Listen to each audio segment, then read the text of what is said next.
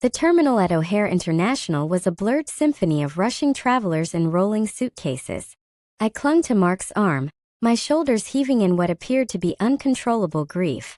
2 years is a lifetime, Mark? I choked out, dabbing at my eyes with a damp tissue.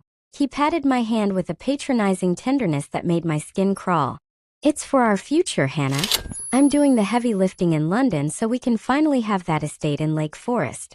Just stay focused, keep your head down, and keep depositing those paychecks into the joint account. Think of it as a long-distance investment.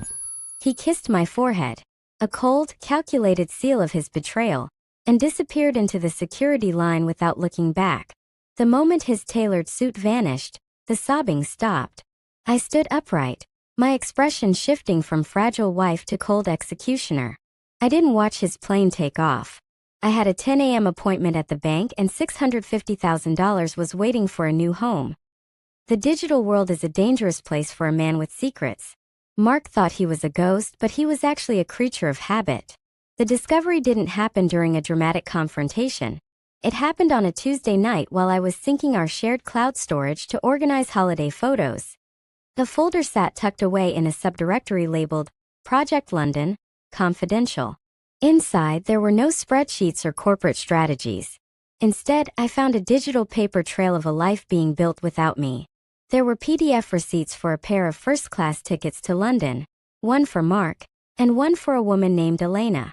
There was a signed lease for a luxury flat in Mayfair, finalized months ago, featuring a master bedroom view he'd never described to me. But the real knife to the heart was the spreadsheet. He had meticulously tracked our joint account, noting every one of my hard-earned bonuses as relocation capital.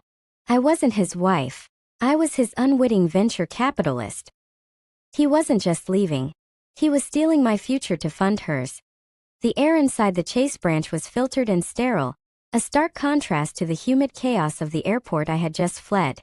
I sat in a plush leather chair across from Mr. Henderson, the branch manager who had overseen our joint wealth account for years.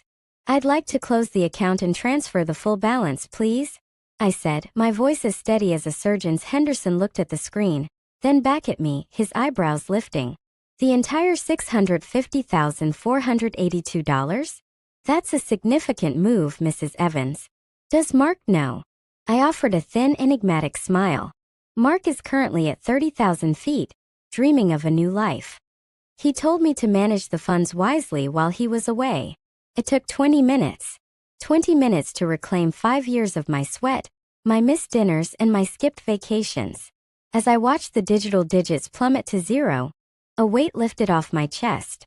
Mark had spent months calculating my value in pennies. I had just settled the debt in full. The relocation capital was officially staying home. Leaving the bank, I didn't head home to cry. I headed to the 42nd floor of a glass tower in the Loop. My attorney, Diane Sterling, was already waiting with a mountain of paperwork and a cold professional gaze. The plane hasn't touched down at Heathrow yet, she noted, checking her watch. We have a 4-hour window. By the time Mark's flight was over the Atlantic, the ambush was set. We didn't just file a standard petition. We filed for an emergency ex parte injunction. I watched as Diane's assistant sent the digital filings to the courthouse, effectively freezing every local asset Mark had left behind. His car, his stock options, and the very equity in our condo by 2 p.m. A locksmith was at my front door, stripping away the old tumblers. By 3 p.m., the out-of-office reply on Mark's email was the only thing he had left. He had planned a quiet disappearance, but I had orchestrated a total blackout. The trap was locked at my phone buzzed at 6 p.m., a London area code lighting up the darkened screen. I let it ring twice before sliding the bar. The silence on the other end was heavy, punctuated only by the distant sound of Heathrow's terminal. Hannah, what the hell is going on? Mark's voice was a jagged mess of panic and fury. My cards are declined. I can't even pay for the airport transfer. And why did I just get an email from a locksmith?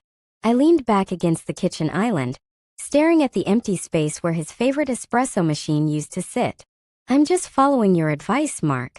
You told me to save every penny. I decided to start with the $650,000 you tried to embezzle from our marriage. That's my money. You're a thief. he screamed, the mask of the doting husband finally shattering. It was a joint account, I replied, my voice a cool contrast to his heat. And since you're currently in London with Elena, I figured you'd already found a new source of income. Consider the empty account your severance package. I hung up before he could respond. For the first time in 5 years, the silence in the apartment didn't feel lonely. It felt like victory. 6 months later, the dust has settled, and the landscape of my life looks entirely different.